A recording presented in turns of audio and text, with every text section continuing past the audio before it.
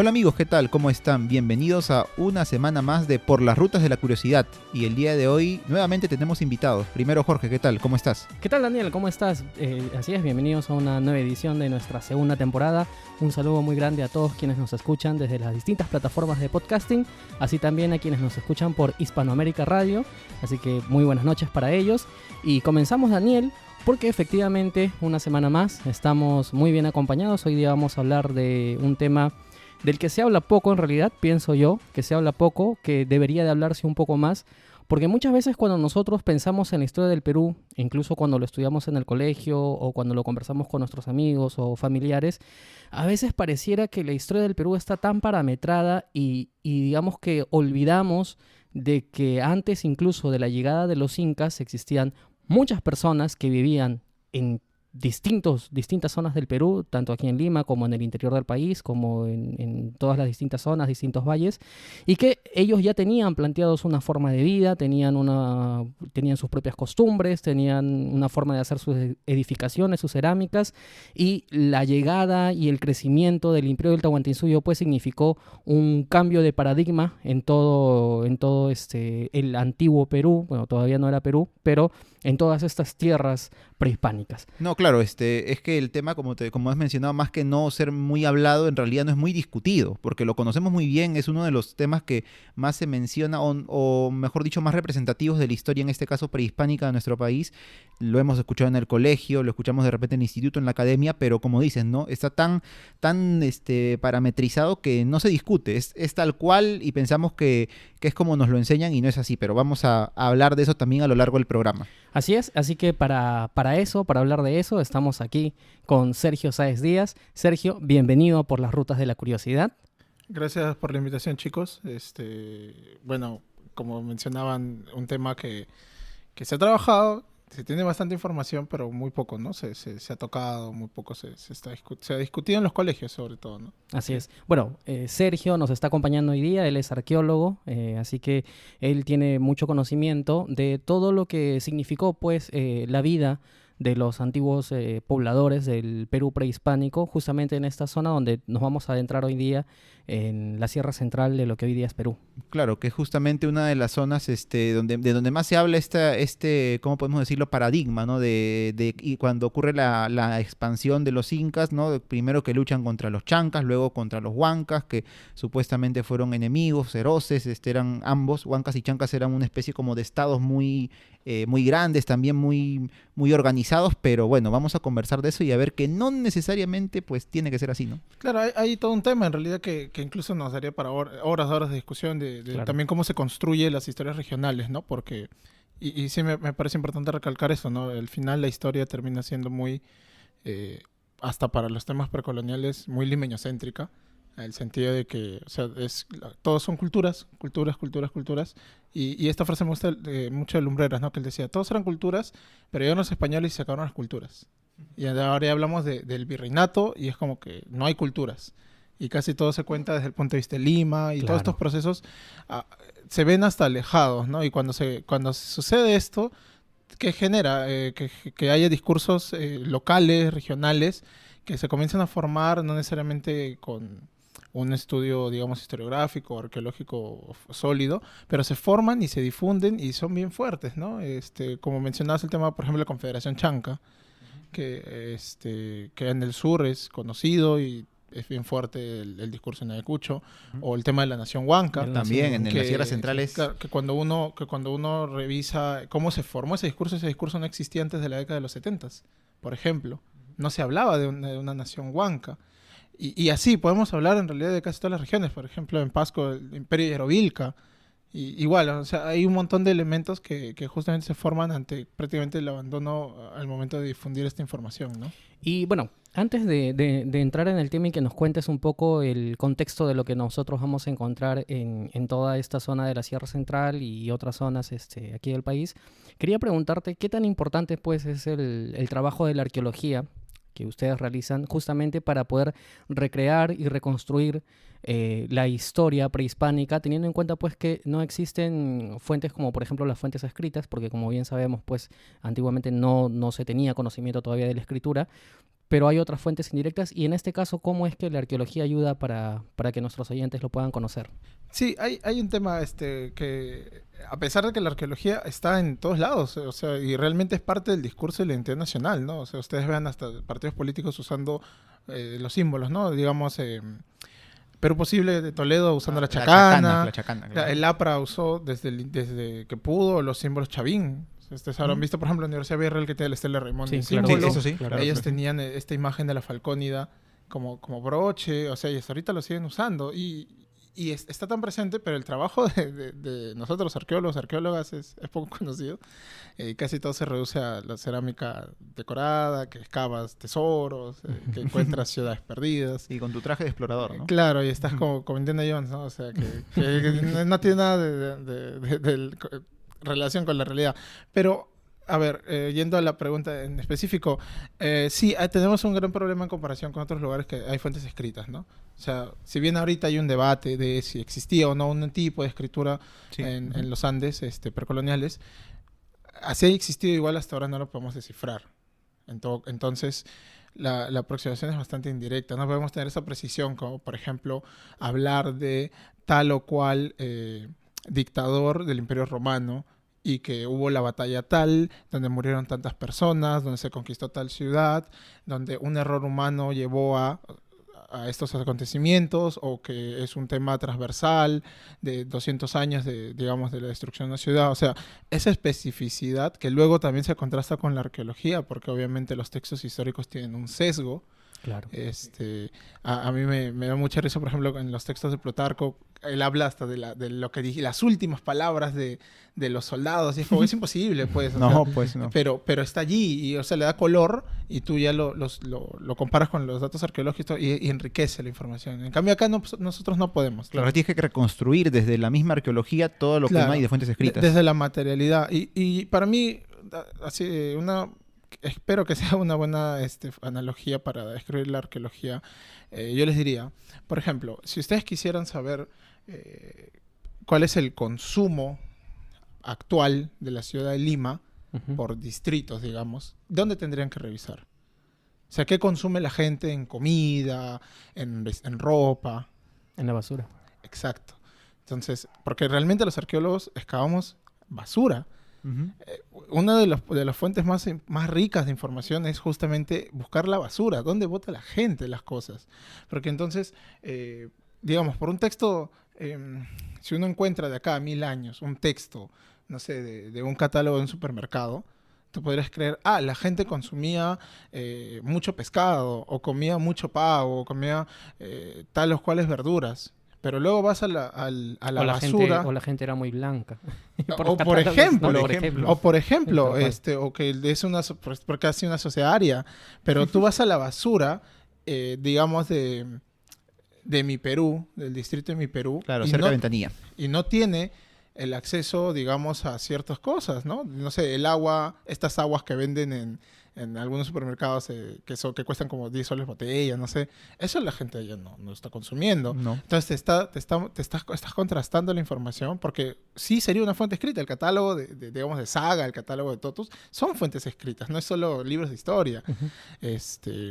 Entonces, el trabajo arqueológico es eso, es buscar. No tenemos la fuente escrita, entonces vamos de frente a estas evidencias. Por ejemplo, un sitio importante para la arqueología y para la historia del Perú ha sido Ancón. Ustedes van a Ancón y hay un enorme cementerio que ha sido muy huaqueado, todavía quedan algunos entierros, pero también hay enormes basurales. Y no los basurales de la municipalidad, sino que están encima de los basurales arqueológicos, sino basurales que tienen 1000, 2000 años de antigüedad. Y ustedes van a ver allí, por ejemplo, acumulación de conchas. Y que quizás, cuando hay fenómeno del Niño, tú ves cómo lo puedes identificar, porque son otras especies de conchas. Porque cambia la temperatura del mar. Entonces, y con eso cambia la fauna propia del mar. Exacto. O tú encuentras niveles de caliche, que es que se forma cuando se abandona. Entonces, como si se acumulara la arena, se está acumulando el caliche, y entonces tú sabes que en un momento determinado se abandonó ese lugar. Entonces, ese es el trabajo de la arqueología. Y ahora, conociendo pues como el trabajo de la arqueología digamos el trabajar con materiales y lo que va quedando de los asentamientos humanos que poblaron, ¿qué tan importante, y aquí viene el otro punto, ¿no? ¿Qué tan importante es la interpretación que se le da a lo que se va encontrando? ¿Cómo es ese camino? Claro, también es un tema metodológico que es complicado, porque, o sea, yo les puedo decir algo sencillo, los ejemplos que usaban, ¿no? El tema del consumo. Entonces, tú sabes, consume, no sé, muchos choros, y en otra época consume muchas machas. Te puede hablar de un cambio a nivel cultural, te puede hablar, o tal vez simplemente que justo en esa época botaban la basura de choros allí, y la basura de choros está en el otro lado para el siguiente año, y no te diste cuenta porque tu unidad de excavación no era tan grande. O sea, también sucede, y eso también los arqueólogos tenemos que tomar en consideración, ¿no? Entonces, ¿qué pasa cuando queremos saber temas tipo de religión? ¿Qué pasa cuando queremos saber temas de organización social? Se tiene que contrastar una cantidad enorme de datos. Por eso es que si ustedes revisan, no digo que los lean porque a veces algunos artículos son tediosos, pero si revisan las publicaciones de arqueología, muchas veces son de cosas muy puntuales. Cuando yo era estudiante, yo decía, pero ¿cómo pueden hacer una tesis de el consumo del material malacológico, o sea, de las conchas, en el sector I2 de la huaca tal, del sitio tal? Y decía, eso no me dice nada. ¿Por qué no es el consumo, digamos, doméstico en el sitio de Caral? No sé. Pero no, porque ¿cómo puedes hablar de ese nivel si no conoces los detalles a nivel micro? Entonces, justamente, el trabajo de la arqueología, ¿por qué es lento? ¿Por qué demora juntar la información? Porque es enorme.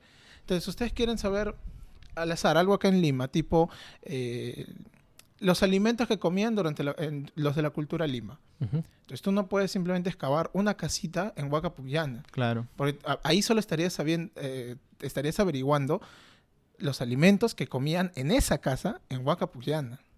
De ahí tendrías que excavar más casas, y obviamente no todas, ¿no? Sino que se puede encontrar un patrón, entonces ya sabes los alimentos que consumen en Huaca Pucllana, pero no de la cultura de Lima. Y luego contrastas con otro colega que ha excavado en, digamos, las casas que puedan encontrar en Parque de las Leyendas, o de los edificios que están en Huaca San Marcos, o de los edificios que están en Copacabana, que es un sitio que está en Caraballo.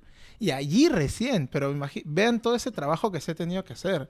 Y ahorita, para tomar el tema que vamos a hablar, Inca es lo que más se estudia en la arqueología, y como tenemos la evidencia de los cronistas, que igual hay que aproximarse con cuidado porque tienen su sesgo, ¿no? Claro. Español, una sociedad que no conocía, no sesgo de que sean malas personas, sino que es una sociedad que no conocía. Es su perspectiva, pues, claro. Exacto, y una visión de su catolicismo, de sus propios prejuicios, y todos esos elementos hay que tomarlos con cuidado, pero te dan información, y es por eso que se puede reconstruir la religiosidad, y hay debates en torno a eso. Se puede reconstruir la organización de las élites, ¿no? El tema de las panacas, el tema de la sucesión, y hasta ahorita se siguen descubriendo cosas porque también se descubren crónicas.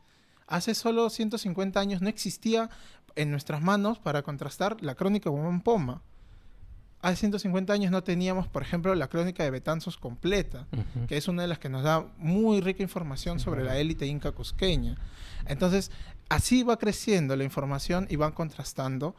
Y tú puedes encontrar ciertos elementos que ya, si tú tienes información escrita de los incas, pero también está la información escrita de, digamos, ichmas en la costa central. Y como los incas solo estuvieron menos de 100 años en la costa central, muchos de los elementos culturales sí son válidos para el periodo anterior.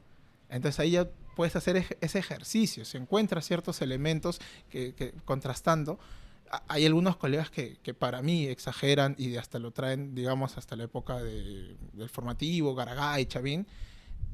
Es complicado.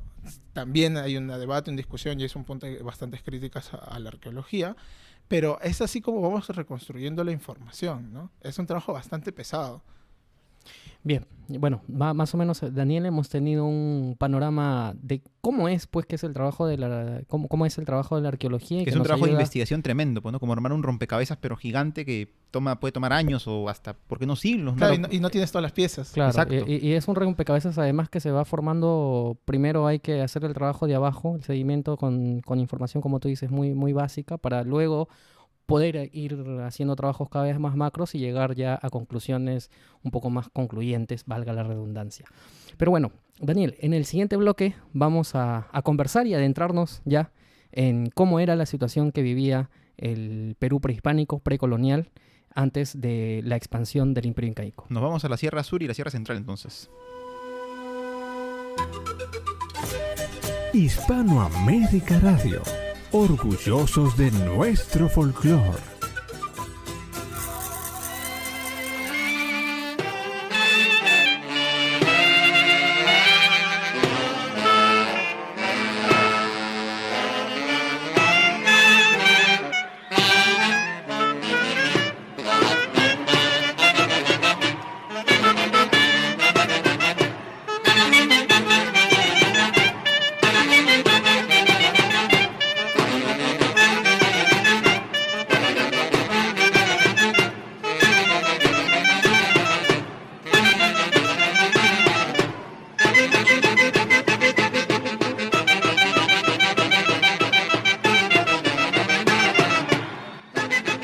Y nos hemos trasladado una vez más imaginariamente a la Sierra Central del Perú, pero no solo hemos viajado en el espacio, sino también en el tiempo, ya que nos encontramos en la época anterior a la llegada pues de los incas, o tal vez como lo vamos a llamar a lo largo de este episodio, la Confederación Cusqueña. Había escuchado que Sergio y Jorge habían usado ese término hace un rato. Bueno, de la llegada de ellos a la zona de la Sierra Central, que es el actual departamento de Junín en el Perú, el Valle del Mantaro y todas las zonas aledañas. Sí. Una precisión, yo he hecho la Confederación Chanca. Ahora, respecto al Cusco, es como que también sería todo un debate que cómo era el Cusco antes de la expansión del imperio, Exacto, antes de las sí. reformas de Pachacútec. Pero bueno, eso también da un montón Para de hablar, discusión. pero Pero bueno, ¿cómo eran los Andes precoloniales? O sea, eran enormemente variados. A veces tenemos una concepción bastante limitada y, por ejemplo, estudiamos historia del Perú, prehispánico, y es las culturas, ¿no? Entonces es cultura Sí. chavín y no nada más. Claro. Y de ahí es Todos cultura los demás, ¿no? mochica, cultura nazca, cultura lima. Por ahí de repente Imperio Wari, ¿no? Que uno Claro. escucha en vez de cultura Wari. Claro, La el única Imperio diferencia tal Pero, vez. por ejemplo, en la época de la cultura mochica, ¿qué había en Huánuco? Ujú. ¿Qué había en Junín? ¿Qué había en Ayacucho? Es como que a veces se habla de cultura huarpa, pero no, solo se lo menciona por el tema Wari. Y en realidad no es que estaban deshabitados. Es No, que para nada. Todo estaba habitado ya desde hace 8.000 años, que tenemos 8.000 antes de Cristo, perdón, que tenemos las primeras evidencias de ocupación. Entonces, antes de la expansión inca, que recuerden que dura unos 100 años, o sea, el imperio del Tahuantinsuyo no dura mucho en el tiempo y se expande bastante rápido. Antes, la diversidad cultural, política era enorme.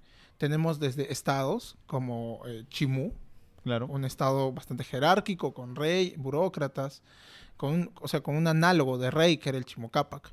Pero la mayor parte de la población andina está fragmentada políticamente.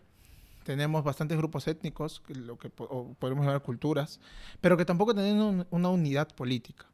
Y en específico en la Sierra Central, un poquito alargándolo hasta Huánuco, antes de entrar a Junín, tenemos, por ejemplo, chupachus, yachas, queros, guamalíes.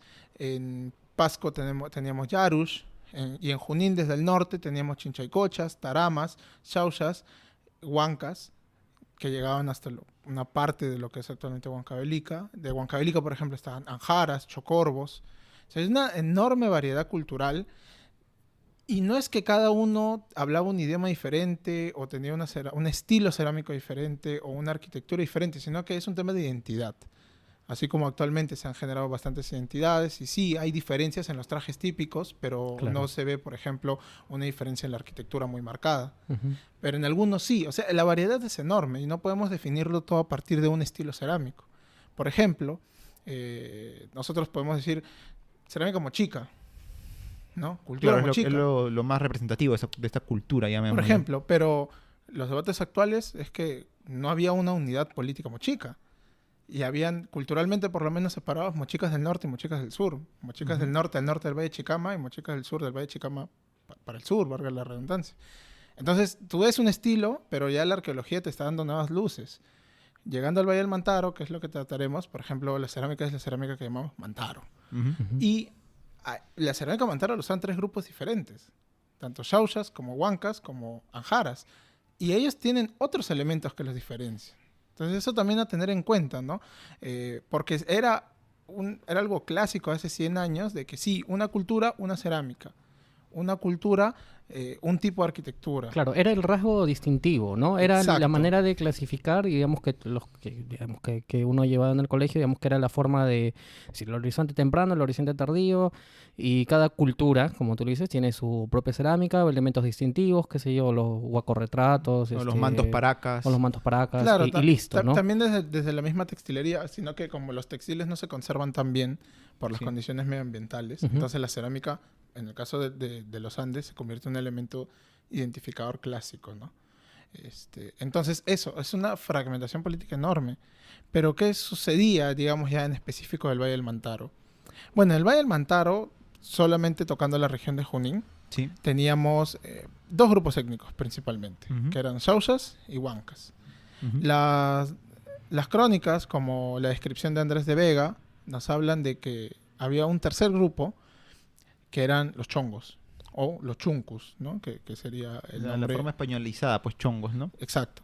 Pero no tenemos mucha información. O sea, de ese grupo sí no lo conocemos mucho. Estaría en la zona de lo que actualmente es el distrito de Chongos Bajo. Chongos Claro. bajos. Ujú. Que justo esos nombres, justo que menciona Sergio, disculpa que te corte, xauxas, huancas, taramas, o sea, chongos en este caso, tú te das cuenta que todos son lugares, pues, ¿no? Que actualmente están en la sierra central, ¿no? Sí, Tarma, jauja, los más o menos. topónimos están, o sea, se conservan. Es también un buen indicador de justamente ese pasado precolonial y que también nos sirve para también tener más información en la reconstrucción histórica, ¿no? Yo recomendaría que revisen, por ejemplo, las columnas que escribe si tienen escuchas en Huancayo, quizás. Sí, tenemos, sí. El lingüista, el doctor Rodolfo Serrón Palomino, tiene una columna en el diario Correo de Huancayo, Ujú. Ujú. y él escribe sobre toponimia del Valle del Mantaro, con una reconstrucción histórica.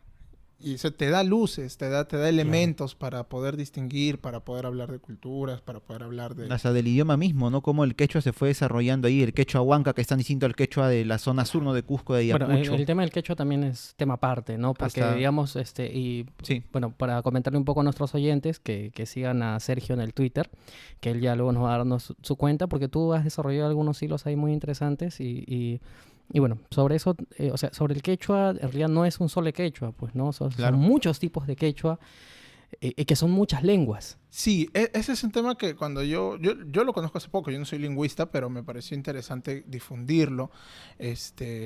Si ustedes... Hace poco también vi en un hilo de Twitter como escribía alguien en español, contestaba alguien en italiano y otra persona en portugués, y no estaban hablando y no conocían esos otros idiomas, pero podían entender lo que decían. La Ujú. inteligibilidad. Exacto, había una inteligibilidad porque, bueno, todos son herederos del latín. De latín. Se parece. Y aparte, o sea, están más o menos cercanos geográficamente, pero están considerados idiomas distintos, no son dialectos diferentes. Claro. Y bueno, también una digresión, ¿no? Dialecto no hay que tenerlo en cuenta como un término peyorativo. Dialecto es solo la variante regional. ¿No? Ujú. Es decir, el dialecto limeño, que existe, o sea, es una variante del español que se habla en todo el Perú, ¿no? O sea, y no es eso que hablan, ese dejo cuando racistamente se dice el mote de otras regiones, Ujú. pero no, o sea, todos son variantes dialectales, pero en un idioma español, Ujú. que hay una inteligibilidad entre ellos. Ahora, en el quechua me llamó bastante la atención de que realmente no es un solo quechua, que por ejemplo los que hablan el quechua en Cajamarca no entienden Claro. el quechua del Cusco. Ujú. Y Es distinto. hay las respuestas a las entrevistas que Alfredo Torero que le dieron a Alfredo Torero, uno de los lingüistas que empezó este tipo de estudios, era como que eso me parece ruso. O sea, para ellos era algo completamente diferente. Entonces, y nosotros a veces podemos decir, quechua, o sea, debe ser todo lo Pensará mismo, que ¿no? es el estándar, ¿no? Que se Claro, habla. o que- Es así. es O que hay lo un hemos- quechua verdadero, que a Exacto. veces se dice Sí. en el del, Sí, yo sobre el del lo he leído Cusco. mucho. Sí, yo lo he hay leído gente que es mucho, purista y piensa eso, ¿no? Que no, el quechua del Cusco es el quechua verdadero, ¿no? Es como decir el quechua, el español verdadero es el español que hablan en Castilla, cuando O en realidad Valladolid que dicen, ¿no? Que es el, claro, dicen que que ni es el idioma siquiera es el puro. mismo que se hablaba hace 400 años. Claro que Hay no. otros, hay fonemas que se han perdido. Ujú. Por eso, si Sí. ustedes revisan transcripciones de textos coloniales de esa época, habrán visto eso como una C con una colita para abajo, Que ¿no? claro, que se usa en el portugués ahora. Claro, en el portugués existe, pero existía en el español y eso no representa. Ahora lo podemos leer como una S, pero no era exactamente una S, es otro sonido Se ha perdido. que ya no lo hablamos, o se ha fusionado, o se ha retraído a otra letra.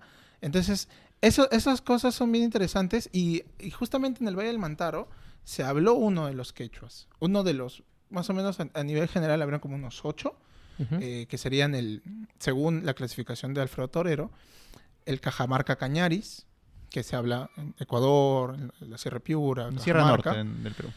El Chachapoyas Lamas, que se habla en el actual departamento de Amazonas. Hay uno entre Ancash y Huánuco, uno en quechua Ancash y Huánuco, pero que, Como por que ejemplo, de la zona de Ancash Del han Callejón salido de diccionarios. Huaylas, ¿no? De esa zona. Sí, y han salido diccionarios. El otro es el quechua Yaru, Ujú. que se habla del sur de Huánuco hasta Tarma y parte de la Oroya. El quechua Sausahuanca, Claro. el quechua Ayacucho Cusco. Hay inteligibilidad entre ellos. Aunque sí son distintos. Hay entre algunos, ellos, sí. pero sí se entienden. Sí. Se puede formalizar un mismo, por ejemplo, diccionario, se puede formalizar los mismos... me olvidé ahorita el nombre, pero o sea, tú puedes establecer un vocabulario, puedes establecer las consonantes, los vocales, que son diferentes en otras zonas. El quechua Yauyos, que se habla también en Huancavelica, y el quechua de Santiago del Estero, que se habla en los pocos hablantes de Argentina. Ah, caray. Sí, Entonces, sí, era quechua ahí. entonces, uno de esos es el Sausahuanca. Ujú. Pero que es interesante que justamente los estudios antropológicos, uno de los marcadores de identidad es el idioma. Entonces queda claro que el Sausahuanca, a nivel general, ya te está separando. Definitivamente es otro grupo que la gente de Tarma o que la gente de Huancavelica. Pero entonces, ¿eso quiere decir que, digamos, entre Jauja y Huancayo es la misma gente? No, porque hay variación en el quechua Sausahuanca. Hay dos, por lo menos. El quechua, lo que se habla en lo que es Jauja, bien marcado su diferencia con la zona de Concepción, Huancayo, Chupaca. Pero, y antes de la llegada de los incas y de la conquista de estas tierras, ¿era la población Xausa la más importante en esta zona? Claro, si hablamos de... a ver, ¿cómo puedo decirlo? No me gusta hablar de que uno es más complejo que otro, pero si uno ve las evidencias, hay una marcada diferencia. En la zona Sausa es donde se encontraban los asentamientos más grandes, más extensos. Dos de ellos, por ejemplo, Tunanmarca, que está cerca del actual pueblo de Marco, y el otro Jatunmarca. Son asentamientos enormes que se extienden en toda la cima de dos cerros y son muy densos, tienen plazas, o sea, hay espacios públicos, y eso es lo que inicialmente se había considerado como que parte de las aldeas, de las tribus. Eso es lo que se escribía hace unos 100 años. Hasta que luego, a partir de los 70, se comenzó a hablar de una nación huanca, ¿no? Pero es importante recordar que estos territorios Sausa y los mismos arqueólogos que inicialmente empezaron a hablar de los huancas, es más, la secuencia de esa zona habla de un periodo Huanca I a inicios de, digamos, del siglo X, y luego un Huanca II, más o menos por el siglo XIII. Y que hay una diferencia en los patrones de asentamiento, de consumo. Entonces, pero cuando terminan, digamos, sus trabajos, revisan más documentos y hacen la síntesis final, el director de la investigación menciona que no, o sea, que tuvieron un error, que debieron llamarlos como sausas. O sea, no eran población huanca, pero ya quedó un poco en el imaginario, ¿no? ¿Y qué pasaba hacia el otro lado, hacia lo que es actualmente Concepción, Huancayo y Chupaca? No habían asentamientos tan grandes. Ahora, no, esto no quiere decir que sean menos desarrollados, ¿no? Sino que es otra forma de apropiación del espacio, otra forma de entender el manejo digamos, con los mismos vecinos, con la misma población que te rodea. Y hay pocos estudios. Un poco para terminar ese punto, hay muy pocos estudios en Concepción, Huancayo y Chupaca. Más está el tema inca, pero los asentamientos son más pequeños, menos densos. Pero si tú ves la arquitectura, si tú solo ves una foto de una casa, te van a parecer lo mismo. Claro. Bueno, y en este contexto ya que estamos muy, muy bien contextualizados, ¿cómo es que llega el Cusco? ¿Y cómo es que comienza su influencia? ¿Qué es lo que cambia aquí? Porque yo entiendo pues que ellos vienen desplazados desde lo que en su momento significó Tiahuanaco, vienen desde la zona aymara, se asientan en el Cusco y durante algún tiempo están ahí hasta que de un momento a otro empiezan una expansión bastante interesante.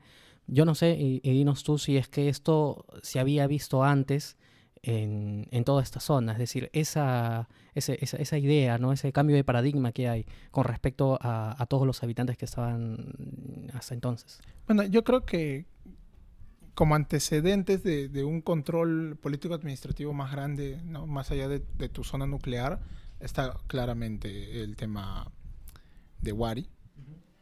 Y también Chimú.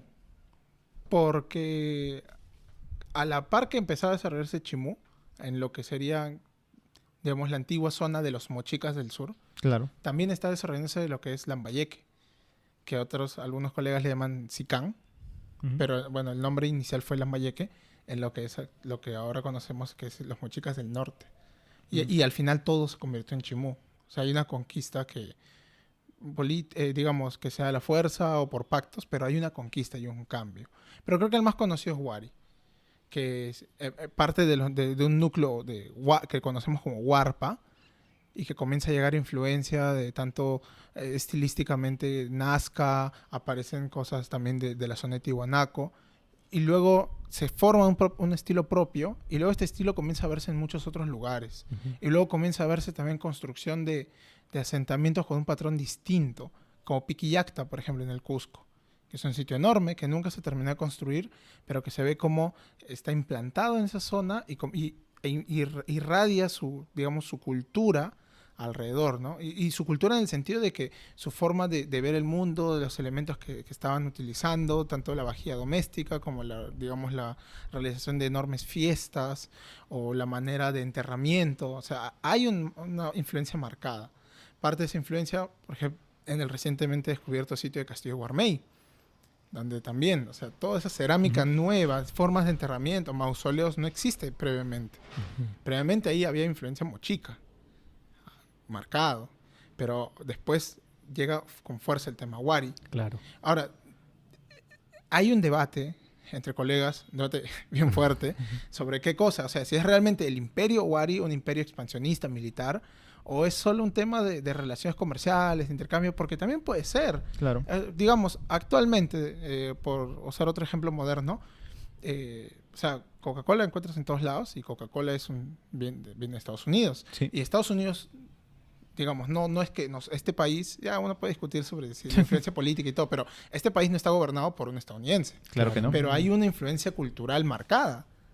O sea, Claro. tanto en televisión, en vestimenta. En costumbres, cultura, claro. Exacto. Eso, por ejemplo, sucede ahora y ha sucedido a lo largo de la historia en todo el mundo. La globalización, ahorita es que tenemos la información a la mano, pero ustedes recuerden nomás cómo era en la ruta de la seda y llegaban en un mercado en Italia, podrías encontrar nuez moscada de Medio Oriente y telas chinas. Y a ver, Sergio, de repente para poner un poco el ejemplo que diste, me parece que en el bloque anterior, y corrígeme si de repente no es el correcto el que voy a dar, pero ponte, de acá a 1000 años también, no sé, se acabó el mundo, hay otros habitantes en la Tierra y descubren que en Estados Unidos, pues estos vestigios, ¿no? Coca-Cola, por ejemplo, no sé, adornos, ponte, por ponerte así, ¿no? De una fiesta de Halloween, y acá en el Perú descubren lo mismo, porque acá que se celebra Halloween, se toma Coca-Cola, no lo sé, Kentucky, Papá Noel, KFC, un balde de KFC enterrado. Pueden decir, oye, parece que este país o esta zona también era, no sé si gobernada, pero tenía al menos una alta influencia de Estados Unidos. Claro, pero muy grande y no es tanto así en realidad. Y esa es una de las cosas interesantes de la arqueología, es como uno tiene que tener mucho cuidado por esos elementos y cómo también la misma arqueología ha ido evolucionando. Y antes era, un fragmento Wari, los Wari conquistaron. Y ustedes vean los mapas que hasta ahorita todavía hay en las láminas que me sorprende que sigan vendiendo. Y el tema Wari es como que llega a toda la costa norte, la Sierra Central. Sí, y uno ve, y en la costa norte, en algunas tumbas se ha encontrado cerámica Wari. Pero el desarrollo no hubo un así control, por lo menos que se evidencia en el registro arqueológico. Se ve que de los mochicas del sur luego hay un periodo donde hay así como que cerámica Wari, están experimentando su cerámica, y luego es Chimú. O sea, hay que entender eso. No es que los mochicas desaparecen y aparecieron los Chimú en el aire. Los Chimú son mochicas. Claro. Solo que Chimú es el reino, como le llamaron, Chimú, pero étnicamente son sus descendientes. Igual, en Lambayeque es descendientes de los mochicas del norte. Y quizás mochica del norte y mochica del sur tienen una tradición desde atrás, digamos, cupisnique. Ujú. O sea, es la misma gente. Bueno, son los descendientes Claro, de son una los misma descendientes, población. claro. Solamente Entonces, que- eso también, por eso tenemos que tener eso en cuenta al momento de la interpretación. Por eso es una chamba bien pesada, pero es bien satisfactorio cuando comienzas a encontrar estos Uy, me elementos. imagino cuando... Entonces, en el Valle del Mantaro también tiene una historia larga que se conoce muy poco, sí, los periodos anteriores. Hay muy pocas investigaciones al respecto. Pero antes digamos, del año 1000, se ve que ha aparecido en la zona de Huancayo cerámica wari. Entonces se considera una conquista wari, porque en el sitio de Barivilca se encontraron unos entierros con cerámica típicamente wari. Pero no se sabe realmente si es que hubo un edificio wari, si es que hubo centros administrativos Claro, o que solamente eso el templo. eso ya le daría, digamos, mayor peso a decir, sí, efectivamente, esto era Wari. Exacto. Claro. Pero como digo, la arqueología evolucionaria en su momento es como que ya, Wari conquistó la Sierra Central. Pero no tenemos evidencias y más allá de este entierro, pero puede ser simplemente que así como ahora yo me entierro en un cajón de madera lujosa, no sé, de Egipto, porque tengo la plata para traerlo, importarlo para mi entierro, pero no quiere decir que ese árbol crezca acá en Lima. Claro. Entonces es lo mismo, o sea, puede ser que se enterraron porque era alguien muy poderoso, con muchos recursos y adquirió la cerámica fina. Wari, Lo compró simplemente de repente. algo similar, bueno, Bueno, intercambios, no había algo, moneda, no, Ah, obviamente, porque por no. trueque. por trueque, pero ya, o sea, y consigue, Claro. pero ahora, por ejemplo, hace poco ha habido un proyecto de investigación en Guarivilca, han excavado y han encontrado cerámica del periodo formativo, que es, digamos, entre 800 y 500 antes de nuestra era. Eso quiere decir que ese templo existía desde antes de la llegada a Wari. Entonces, o sea, hay más información para ver esa variabilidad. Entonces, ¿qué sucede? Que hay una tradición anterior también. O sea, no lo comento ahorita porque los datos son ya mucho más escasos, pero hay una tradición anterior y quizás Sausas y Huancas sí tienen un tronco común. Pero llega un momento en que sí están muy, muy diferenciados. Y un poco para apreciar esta diferenciación no es solo el tema lingüístico, que como les dije, hay una variación dialectal. Si bien todos hablan la variante jaujahuanca y se pueden entender, sí hay palabras que dicen diferente, ¿no? Por ejemplo, ñoja, que es para... Acá quizás me equivoque, es yo o es nosotros, no recuerdo bien, pero en el otro lado es yaja. Ya. Y es como que es muy marcada la diferencia. Claro. No es simplemente el cambio de una vocal, no, es muy marcada la Claro. diferencia. Entonces está la variante del idioma. Los cronistas mencionan que se vestían distinto. Sí, es verdad. Si bien no nos vamos a encontrar con las vestimentas, sí encontramos esa diferencia y que encima los incas habían ordenado que no cambien sus vestimentas. Entonces, para poder diferenciar los distintos pueblos. Entonces, queda claro que sí había una diferenciación hasta en ese elemento. En la cerámica no se estudió tanto, pero quizás encontremos diferenciación. Y como les dije, los asentamientos, hay asentamientos más grandes, mucho más extensos, hasta mucho más, entre comillas, complejos, porque hay espacios públicos y en el otro no. Y regresando al tema, los incas llegan y encuentran esa diferenciación. Ahora, la idea que más se popularizó es una conquista violenta. Ujú. En la destrucción del imperio de los incas y anteriormente cuando publicó los textos de las Probanzas Huancas, como le llaman, Valdemar Espinosa cuenta una historia súper épica, ¿no? Prácticamente de una tragedia griega, de una llegada de los incas y una lucha feroz y que luego derrotan a los ejércitos huanca comandados por un rey huanca. Un rey Huanca. Y Sí, que tiene sus 7 esposas, creo, Claro, ¿no? Con sus es niños bastante jugando en el alucinante porque jardín. es en las Y crónicas terminan no dicen- yéndose los huancas dando alaridos de dolor, algo así. Sí, es bastante alucinante. Entonces teatrero, digamos. Y no hay un respaldo documental. O sea, y que si lo hubiera, que lo publique, porque realmente Claro que no. sí. Las Probanzas Huancas nos hablan de los tributos que luego... Perdón, de lo que le ofrecieron a los españoles y por eso pedían algunos beneficios. Claro, pero eso también tiene su propio contexto. Tiene, ¿no? O sea, claro, las probanzas que no son de la época inca. No, O sea, ya son te están posteriores. contando Estamos otras hablando de historias. 1560, Sí, 1500... o sea, es ya ¿no? segunda mitad del siglo XVI. claro, Pero, o sea, te está hablando de otro proceso. claro, ya Pero es bueno, algo distinto. ¿qué tenemos como evidencias?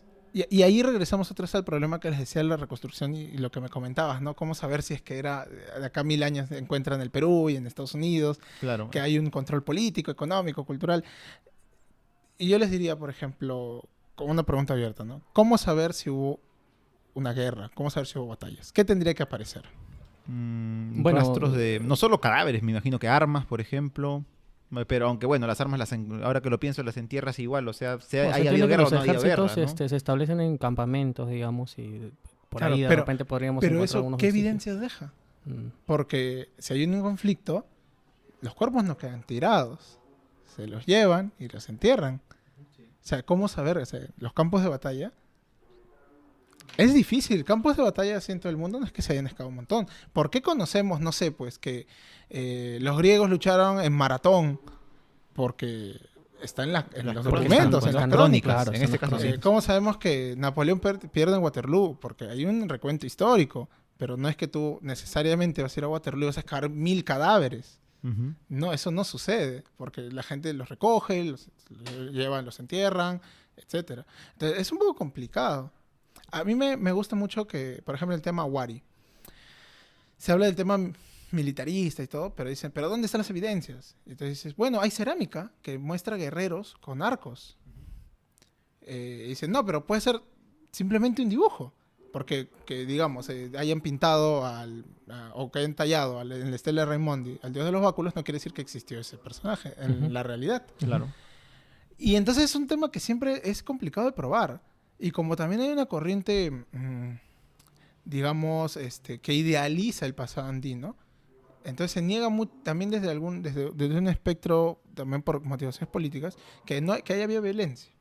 Pero encontramos en algunos estudios que en cementerios Wari, que no han sido huaqueados, porque muchos se han huaqueado, hay muchos muertos de golpes, de Ujú. porras, fracturas en los cráneos. Entonces, ya. Claro. Ahí hay un elemento. Y que son golpes que te habría generado una persona que es diestra. O que tienes traumas de defensa por ataques de personas diestras. Ujú. Y bueno, estadísticamente las personas diestras son mayoría. Son la mayoría. Entonces como que te da más luces como, si hay un conflicto, si hay un ataque. Había No una es, pelea acá.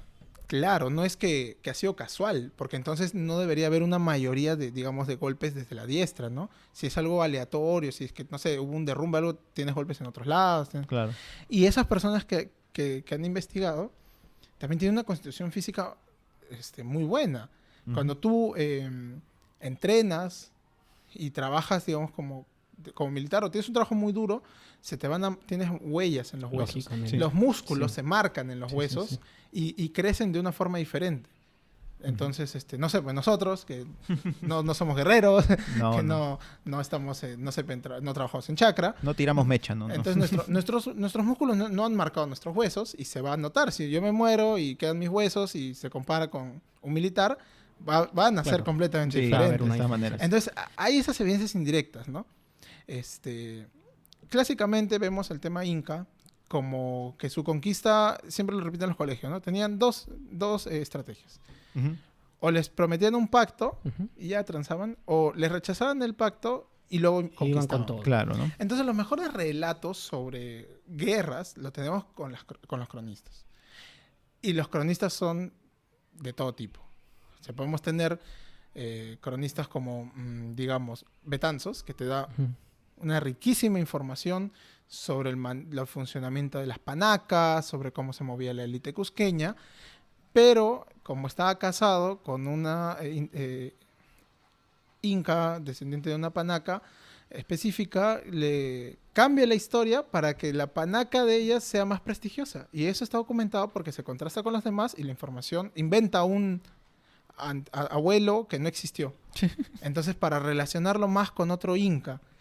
O sea, ahí Claro. ya tú El tienes que tener famoso cuidado. sesgo que Claro. decías. Uno tiene que tener cuidado. Claro. O tienes, por ejemplo, a Sarmiento, que en su crónica pone que los incas son tiranos, y su crónica es muy buena. No es que vas a agarrar, ya, este es un cejado y lo botas. No, tiene Claro que otra no. información. Tienes que saber leerla. pues. Claro, y tienes que saber el contexto. Por eso hay un estudio así de heurístico de las intenciones de los Claro, autores. sí. Entonces, Sarmiento, tú En el tienes que... pretexto. ¿Por qué les dice que son tiranos? Porque Francisco de Toledo le encarga a él escribir esa crónica para justificar el dominio de la corona española, porque estaban, digamos, poniendo en duda la legitimidad de la conquista. O sea, legalmente. Pero como dice, no, si ellos son tiranos, nosotros como corona hemos liberado a Claro, este los hemos pueblo salvado, ¿no? de esta tiranía y a cambio los vamos a ordenar, los vamos a evangelizar a los indios, pobres indios explotados por los incas. Entonces, los presenta como tiranos. también tienes, por ejemplo, a Huamán Poma, que es indígena, pero que se inventa una tradición del imperio Yarovilca y es, oh, yo soy descendiente de los últimos Yarovilcas y pide favores de la corona hacia él. O también tienes Hernando Pizarro, Jerez, que viajaron con los conquistadores al inicio y vieron de primera mano. Entonces tú comienzas a balancear. Y, por ejemplo, Pedro Sarmiento de Gamboa sí te habla que hubo un conflicto. Pedro Sarmiento de Gamboa, perdón, Sarmiento de Gamboa no, Pedro C.S. de León te habla de que hubo un conflicto. Y también te narra conquista, por ejemplo, de la zona de Junín, que los chinchaycochas se metieron a las islas del lago y se trincheraron y solo fueron derrotados cuando se les acabaron los recursos. Es interesante. ¿Cómo podríamos contrastarlo? Quizás excavando las islas, quizás uno podría encontrar que, digamos, restos de las vasijas donde almacenaron su comida, porque no tendría sentido que vivan en las islas, por ejemplo. Claro. Restos de un uso doméstico de ese espacio. No se ha excavado, es complicado. Es complicado, A 4.300 sí. metros de altura, estar llegando en bote a una de las islas, no te vas a quedar a acampar en la isla. Claro, sí. Pero ahí tienes una información interesante y ahí, por ejemplo, tú puedes tener una mayor verosimilitud porque si esa recorrió todo el Perú. Recorrió todo como soldado y después volvió a recorrerlo y escribió su documento. Para el Valle del Mantaro no tenemos así un relato tan detallado. Pero aparentemente no habría sido tan violento. Pero ¿existe un consenso actualmente sobre cómo fue esa anexión? Es que cómo se aproxima también difiere un poco entre arqueólogos e historiadores. Entonces, desde la arqueología no tenemos una evidencia de una conquista violenta, pero yo sí creo que se podría afirmar de que sí hubo un reordenamiento que podría interpretarse como violento. Porque no es sencillo para nadie nunca en la historia que te reasienten. Hubo desplazamiento. Hubo desplazamiento poblacional. Y no necesariamente como narra Valdemar de gritos de dolor, abandonando su capital y que como que los hubieran expatriado. No. Claro. Pero sí se abandonó Tunanmarca. Las excavaciones muestran que el asentamiento más denso, porque en extensión no era el más grande, pero sí el más habitado, en la época inca se abandonó. No hay evidencias de su ocupación. En cambio, otro como Jatunmarca siguió siendo habitado, pero no todo el sitio. Y más bien se construyeron nuevas aldeas en zonas más bajas, porque Jatunmarca, Tunamarca están encima de los cerros, bien elevados, para que así tener un mayor control de los pastos también, ¿no? Pero no, el enfoque inca es más agrícola. Y los bajaron. Claro. Los reasentaron. No tendría mucho sentido para ellos que sigan ahí, me imagino. Necesitaban... En esa zona se enfocaron en la agricultura, Claro. porque igual necesitaban animales, Claro, sí. pero en esa zona se enfocaron en la agricultura y están abajo, los reasentaron. Ahora, yo podría interpretar, y yo interpreto eso, es algo violento. Estás dejando tu casa, donde has vivido tú, tus abuelos, tus bisabuelos, ¿no? O sea, es un proceso traumático. Miren nomás qué significa para muchos que quizás sus padres, sus abuelos son migrantes en Lima. Claro, y dejar la zona donde naciste es traumático, ¿no? Exacto. Entonces, ¿quién lo va a dejar de manera voluntaria? Puede ser, pero es un poco difícil, ¿no? Además, Exacto, y no que se todos. desplace a todos. Y no todos. Y eso lo vemos. Otro ejemplo moderno. Morococha, este pueblo asiento minero en la Sierra Central, que como descubren que están prácticamente sobre la mina, construyeron nuevo Morococha y les dijeron, les vamos a comprar sus casas por tanto dinero, un montón. Se muden. Y algunos ya se mudaron, pero muchos no. Y hubo todo un proceso porque la mina prácticamente lo está botando y los ha terminado botando y es traumático. Y hay un proceso, unas quejas de la población, o el mismo Cerro de Pasco, que el socavón ha ido creciendo, ha ido botando a la gente, y la ciudad no es la ciudad. O sea, la ciudad original, la antigua, quedan, creo, 5 manzanas, y era una ciudad enorme, y ahora se han mudado, la mina construye todo un nuevo asentamiento, pero es como un cambio fuerte en la cultura, en la identidad de la población, y eso sí sucedió. Eso sí sucede, además se construye un nuevo asentamiento como capital provincial, que es Hatun Sausa, que está en el actual distrito de Sausa, al sur de la ciudad de Jauja, y eso también te trastoca, porque ahora ya quizás no había una unidad política que eso sí también se está discutiendo sobre si los Hausas están en camino a una unificación política, ¿no? Porque están concentrándose, pero en el fondo no había todavía una unidad política en todo el territorio y les plantaron una capital provincial. Les interrumpieron el desarrollo, digamos, la evolución natural que supuestamente iban a tener. Exacto. Sí. Y está una capital provincial y que tiene otros patrones, otros cánones. Claro, muy distintos. Claro, es una plaza, el Ushnu, que es un símbolo del poder inca, donde hacían libaciones y presidía las ceremonias, y se construye como canchas, edificios de otro patrón arquitectónico, otras técnicas constructivas, y luego, y esto creo que sí es beneficioso para la zona, enormes complejos de almacenes. Lo que conocemos como colcas. No existían, aparentemente, y comienzan alrededor de Jauja hay un montón. Y ahorita están haciéndose investigaciones en una de ellas, en la ruta de Jauja-Pachacamac, y son enormes, y entonces ya tienes garantizado también una alimentación en tiempos difíciles. Claro. Eso sí me parece, digamos, positivo, ¿no? Claro. Quizás eso no ha sido tan violento, pero sí ha habido un proceso que creo que podríamos calificar como violento. Muy bien. Que no necesariamente es una guerra, ¿no? O sea, como nos la han pintado pues a lo largo de los años donde hemos visto historia. Y que tampoco podemos descartarla. Más bien yo diría, la guerra es una posibilidad. Sí. O sea, el enfrentamiento es una posibilidad y quizás sí hubo un enfrentamiento con los huancas. O sea, quizás ahí sí la narración de algunos cronistas dice un enfrentamiento con los huancas, pero entonces nosotros conocemos más a los Hausas. Porque lógicamente sí investigamos a los Hausas. Por eso cuando me decía, y el consenso todo, es complicado. Sí. O sea, sí hay un resentamiento, hay un tema de conflicto, pero luego, y creo que para el siguiente bloque, un poquito podré comentar de ya los temas históricos, qué más nos aportan, ¿no? Claro que sí. Como lo vamos estudiando. Bien, entonces vamos a dejar aquí este bloque que el tiempo se nos está pasando y vamos a continuar en el siguiente. Este podcast cuenta con el apoyo de la Unión Podcastera. Encuentra a la Unión Podcastera en todas las redes sociales. Síguenos. Tu ayuda es muy importante para poder difundir el podcasting en español. Unión Podcastera, Fraternidad de Podcasting. JB Design es tu mejor opción en diseño gráfico y diagramación. Te asesoramos para realizar tus flyers, logos, banners, brochures, revistas, diagramación de libros y diseño para redes sociales, siempre con profesionalismo y rapidez. Contáctanos al WhatsApp 926-895-048 o búscanos en Facebook como JB Design, Diseño y Diagramación. Y nuestro viaje a la ciudad de Huancayo, al Valle del Mantaro, viene auspiciado ¿por quién? Por nuestro amigo Jonathan Bernal y JB Design.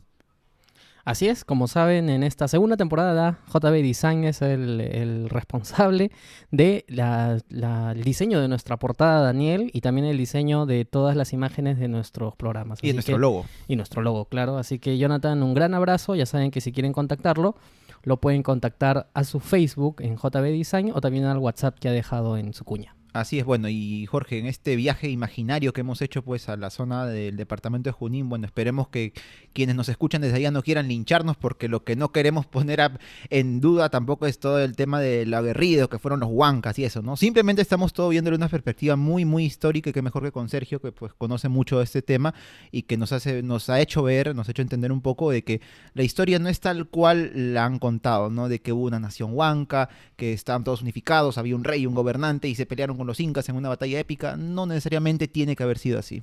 Yo creo que algo para rescatar es que no es que sean menos al final, ¿no? Exacto. Sino que la historia termina siendo más rica. Sea el tema de los huancas en el periodo intermedio tardío, sea el tema inca, sea el mismo tema republicano, o sea Europa, Asia, en China, en Egipto. En realidad, justamente la arqueología y la historia terminan enriqueciendo lo que conocemos. Claro que sí. Y no es avergonzarse tampoco del pasado, ¿no? Para nada. Claro, no, y cómo avergonzarse, sino más bien nos lleva a complementar lo que nosotros conocemos, a enriquecernos más, a conocer más, y a partir de ahí entender de una mejor forma cómo es que fueron sucediendo los hechos. En este caso, pues que en el programa hemos conversado, más o menos hemos dado, y tú, Sergio, nos has dado unas luces de justamente cómo es que fue la anexión En primer lugar, ¿cómo es que se desarrollaba y qué es lo que sucedía en toda esta zona del Valle del Mantaro? Y luego, ¿cómo es que se produjo la anexión en esta expansión ya del Imperio Inca? Nos queda, Daniel, Sergio, para una próxima edición, pues centrarnos ya en qué tan desierto hay sobre la guerra entre los chancas y los incas, porque Bula. sobre eso se ha escrito y también hay unas crónicas al respecto que cuentan Que difieren incluso bastante incluso entre que ellos, ¿no? difieren bastante. Sí, por ejemplo, hay una crónica que cuenta que es una guerra que prácticamente se extendió hasta lo que hoy día es Bolivia. Y la verdad es que es un tema muy interesante, pero digamos ya por el tiempo no nos va a dar... Claro, y su importancia también está en el hecho de que es como que el momento o sea, como el momento histórico que funda el imperio, ¿no? Porque a Claro, partir de ahí es claro. que empieza Ya toda la expansión así la expansión tremenda. masiva, ¿no?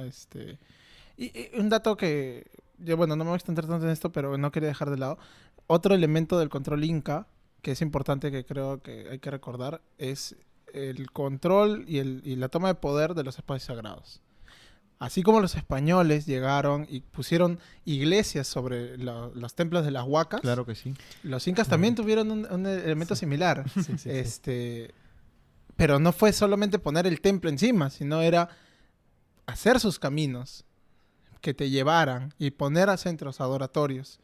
Y eso lo encontramos, por ejemplo, saliendo un poco del Valle del Mantaro, en la zona de las Pampas de Junín, el sitio de Pumpu, la capital provincial de esa región, está en la naciente del río Mantaro, al costado del lago Chinchaycocha, que era la huaca más importante de la zona. Y bueno, naciente del río del Mantaro, que como ya sabemos, importancia para toda la Sierra Central, y cerca del bosque de piedras de Guayay, que también tienen unas huacas, y se tenía una visibilidad de los cerros más importantes. Entonces, ¿Hay huaca dentro del... no, claro, del parque de la... claro, es que de la huaca en el sentido de lugar sagrado, Claro. ¿no? Y hay también puntos importantes. Entonces, eso ocurría. O, por ejemplo, en un sitio Sausa, que desmontan un edificio y construyen un edificio inca, y ese sitio estaba en el camino hacia el Apo Guayguay, que era una huaca importante de los taramas. Pero está ahí en el límite entre taramas y sausas. Y es así, o sea, y los caminos, muchos caminos no son caminos necesariamente de comunicación, o son caminos de comunicación y a la vez caminos que te llevan a las huacas, Claro. caminos que te llevan a los templos. Y ese es un control del paisaje y un dominio sobre lo que era importante para los pueblos. Y los incas, si bien impusieron su religión, pero conservaron los cultos locales, los integraron a la religión oficial, pero subordinadamente, o sea, como Ujú, subordinados, claro, ¿no? Claro, ¿no? Bueno, para de repente cerrar un poco la idea, me hace acordar esto a lo que mencionamos, no sé si recuerda Jorge, lo mencionó en realidad nuestro gran amigo el G de Dos Viejos Kiosqueros en nuestro programa Ruteando en Punchauca, el extra que tuvimos, de lo fácil pues que resulta en realidad para todos en general, no solo en el contexto de la historia, el generalizar. Y es por eso pues que tal vez se llega a esto que tenemos. Y yo alguna vez también lo dije en algún programa, qué tan complicado o qué tan fácil puede ser este tema de la generalización, por ejemplo, para enseñarle historia a los niños, ¿no? Porque a un niño de repente no le puedes poner ejemplos tan complejos o, como podríamos decir de una forma un poco coloquial, atarantarlo tanto con historia, sino pues lamentablemente pues hay que generalizar un poco, ¿no? Y ahí es que se puede ir perdiendo todo lo que realmente Claro, es la verdad. Es que yo creo que siempre hay matices, ¿no? Entonces una cosa es, claro, no le vamos a decir, y construyeron tal, y construyeron Ujú. tal, y el camino lleva tal, y el camino del cerro tal, y la puta... Esta edición de Por las Rutas de la Curiosidad está recomendada para chicos de mayores de 14 años, entonces... No, pero es que es importante No. porque uno cómo aproxima también, cómo educa a los Claro demás, que cómo sí. difunde el conocimiento. Claro. Tú tienes que conocer tu público. Es que claro, es que además, o sea, es que va por etapas, ¿no? O sea, es una primera etapa en la que hay que acercarlo a la historia porque luego, si es que nosotros desarrolláramos un sistema educativo adecuado, va a sobrar la vida para ya luego conocer los detalles y adentrarnos más para conocer ya cosas muy concretas, ¿no?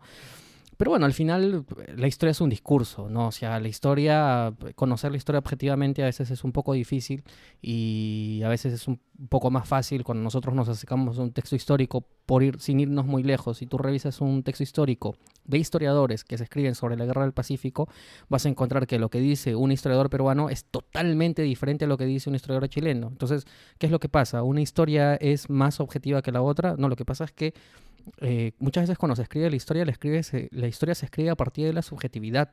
Y, por ejemplo, en los estudios que ustedes realizan, también, y tú lo has comentado, el tema de las crónicas, ¿no? Entonces, para entender las crónicas, no solamente hay que entender la literalidad de las crónicas, que te pueden brindar algunas luces, sino también hay que entender cuál es el contexto en el que fueron escritas y el pretexto para el que fueron escritas. Es decir, qué es lo que quería decir este cronista, o por qué lo escribió de esa manera, o cuál era su interés para escribirlo de esa manera. Sí, y que esto es transversal, o sea, no es solamente que, los españoles que querían mentir.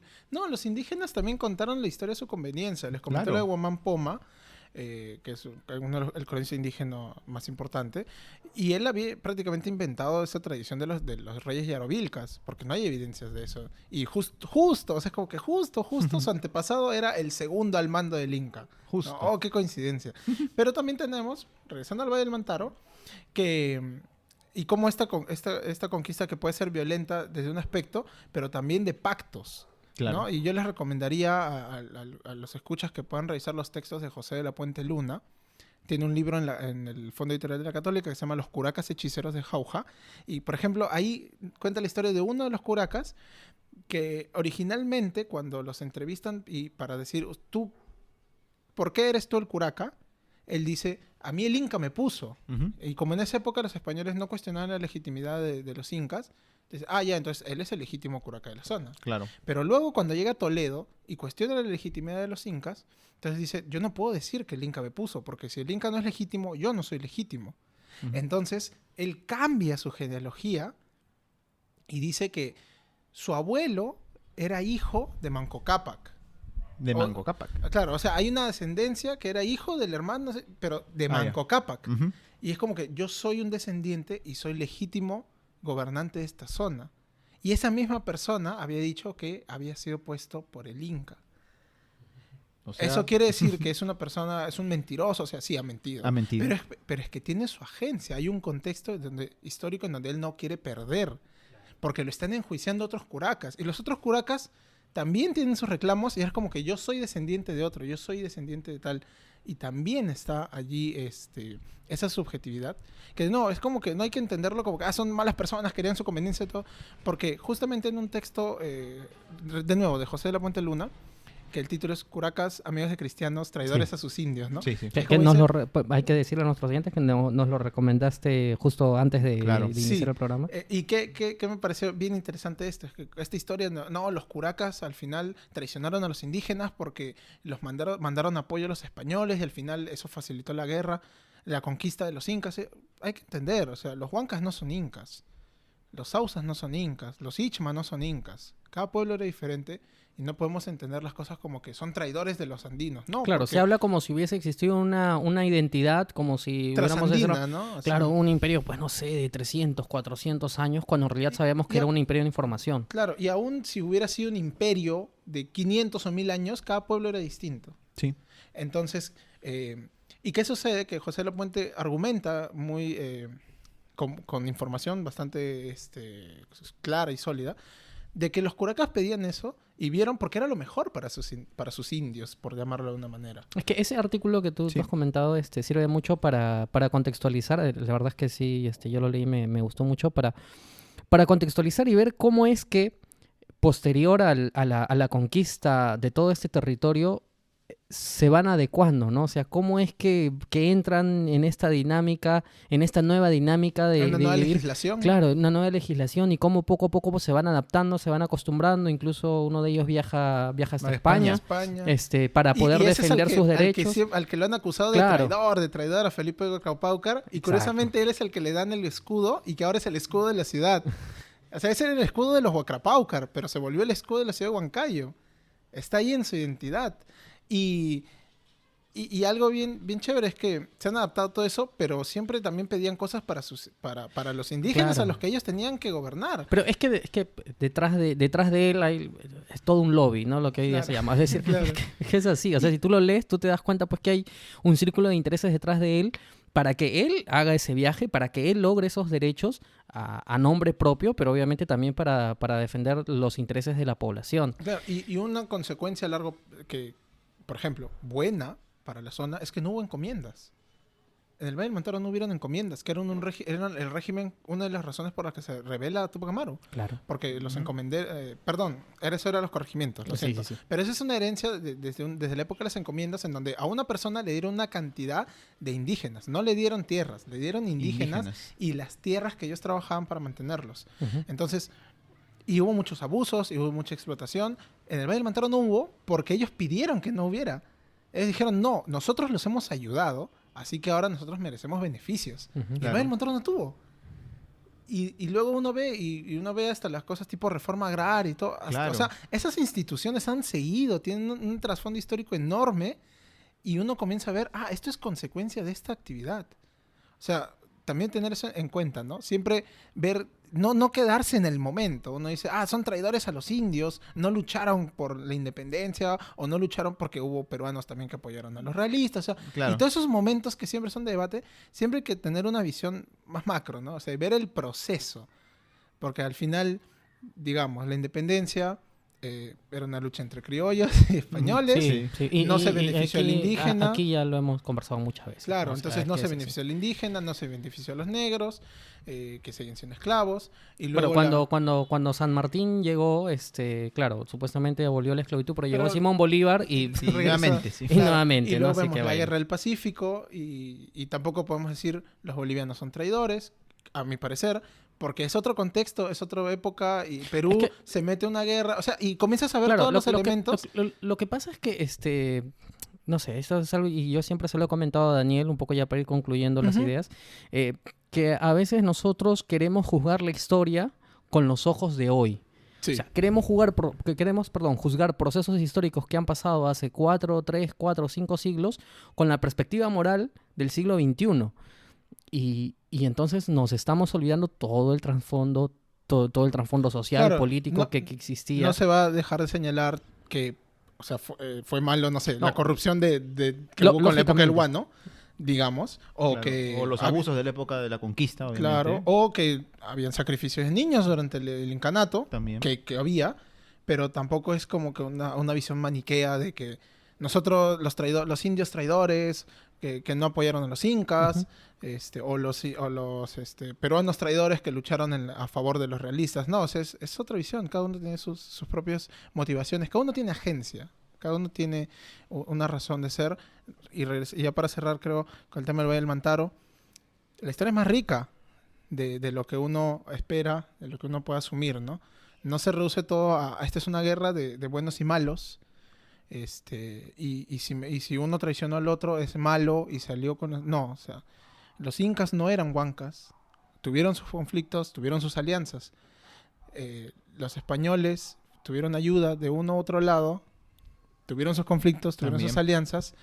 Y somos herederos de justamente Exacto, todos estos problemas, exacto, ¿no? exacto. Somos herederos de estos problemas y hay que ver que muchos de los problemas también que tenemos ahora tienen un trasfondo histórico real. No por eso vamos a decir, entonces es culpa de ellos, Ujú. sino que entender un poco el contexto y también por qué la gente hace los reclamos y siguen las luchas, ¿no? Claro, ¿no? Darse cuenta, pues, que no es que los españoles vinieron y destruyeron, pues, su, entre comillas, paraíso, que era, pues, la época prehispánica del Perú, o viceversa. Porque al final, pues, si no hubieran venido ellos, ¿qué estaríamos haciendo Claro, ahora? No seríamos tampoco, nosotros. ni Claro. tampoco lo otro, ¿no? Digamos, lo antagónico a Tampoco, eso, ¿no? claro. Claro, como que fuera, qué hermoso era Qué el hermoso virreinato. era el virreinato. Y que nos qué hermosa salvaron era de la los colonia. tiranos incas. Claro, o sea, Tampoco, no, por supuesto que tampoco. no. Por supuesto que no. Bueno, entonces, ahí estamos. Bueno, Sergio, la verdad es que hemos tenido una conversación muy interesante. El tiempo se ha pasado volando y yo creo que nos ha quedado mucho por conversar. Sí. Así que te invitamos desde ya a una próxima edición a ver si nos ponemos de acuerdo. Sí, yo encantado porque sé que ustedes, a mí me alegra el trabajo que hacen de difundir, o sea, yo sé que ustedes no son digamos, Claro, especialistas, no. son Sí, sí, historiadores sí. arqueólogos, pero con las herramientas que tienen a la mano están haciendo un trabajo que para mí es importante, ¿no? Yo tengo un granito de arena en Twitter, a veces algunos hilos, aunque Muy interesantes. hace semanas que no Un escribo. granazo de arena, porque, o sea, es Sí, muy interesante. bueno, ya te pedimos unas ideas finales, pero antes de eso cuéntanos en Twitter cómo te encontramos. Sí, para- bueno, hace tiempo que no hago hilos, que espero mañana sacar uno. En Twitter estoy como Sergio Sáez Díaz, @Sergio Sáez Díaz, como suena, sin N, porque casi siempre se equivocan. Y si les gustan los hilos, que lo he puesto enmarcado el hilo de todos los hilos. El hilo de todos los hilos. La madre de todos los hilos. Sí, si les gusta algún tema que quisieran saber, coméntenlo y puedo ver no soy experto en todo en arqueología tampoco, pero puedo igual documentar y intentar hacerlo de forma más accesible posible, ¿no? Tengo temas del Mantaro, hasta ahorita publicado, de Caral, que me atacaron un montón. Y también sobre cronología, sobre los sucesos más importantes de la arqueología. Lo que les guste. Pero una idea final es que hay que entender de que además la reconstrucción de la historia con el trabajo que ustedes realizan es una reconstrucción constante, ¿no? Porque nosotros, Daniel y yo, tuvimos un programa justamente sobre Caral y claro, luego, porque yo personalmente sí leí el hilo y hay muchas de las cosas que también nosotros dijimos que no van por ese camino, ¿no? Claro. Y que realmente tiene mucho sentido lo que tú en tu momento publicaste, así que nos queda pendiente una reedición, pero digamos, no porque se cuestione lo que se supone ya está establecido, lo que se supone que conozcamos, quiera decir que eso es malo. Al contrario, eso es muy bueno. Que sirve, Eso es muy bueno. que sirve un punto de partida para poder Claro que debatir sí. aún La más, conocer ciencia, más. la ciencia avanza justamente eso, ¿no? O sea, corrigiendo los problemas del pasado. Hace 100 años, Tello presentó la cultura chavín, fue una revolución, desarrollo autóctono, ahora sabemos que ni es lo más antiguo, ni es la madre de todas las culturas. Ujú. Hace 100 años Larco habló de los mochicas, un estado único con un gobernante, los siguientes burócratas, una única religión y todo.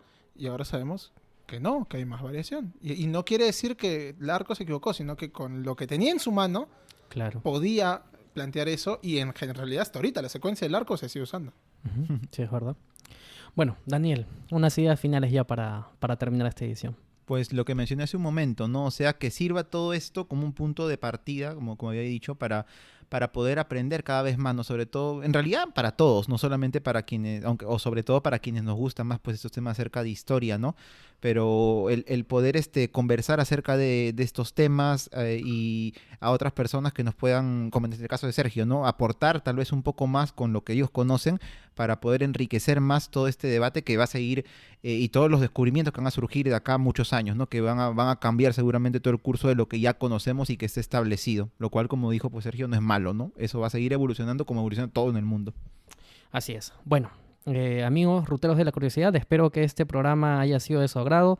Hemos hecho un poquito más de historia. Hemos conversado. Gracias, Sergio, por estar presente en esta Gracias edición. por la invitación, más bien. Bueno, y Daniel, ¿dónde pueden encontrarnos nuestros seguidores en nuestras redes sociales? Bueno, antes pueden escuchar este programa toda la temporada y también la primera temporada, esta es la segunda, en las principales plataformas de podcasting, Spotify, Apple Podcasts y iVoox o iVoox, como lo pronuncian, y también por Hispanoamérica Radio, todos los días viernes a las 8 de la noche, hora de Perú. Así es, a las 8 de la noche estamos ahí. Quería decir que aparte de las plataformas que has mencionado, si es que no tienen ninguna de estas aplicaciones, pueden escuchar también el programa en un link directo que es el de Google Podcast, que no necesita que se descarguen una aplicación previa. No solo un Nosotros navegador, nada más. la estamos compartiendo. Y nada, ya nos estamos encontrando la próxima semana. Antes de eso, Daniel, tú en Twitter, ¿cómo te encontramos? Bueno, a mí me pueden encontrar en Twitter como Daniel Tucto en @datransporter_, con D, datransporter_. ¿Y tú? Bueno, yo soy Jorge Juárez, a mí me encuentran como @jcoco2515 y recordamos el Twitter de Sergio. @Sergio Sáez Díaz. Listo. Muy bien, amigos, ruteros de la curiosidad, nos encontramos la próxima semana con otro tema curioso. Nos vemos. Nos vemos, chau.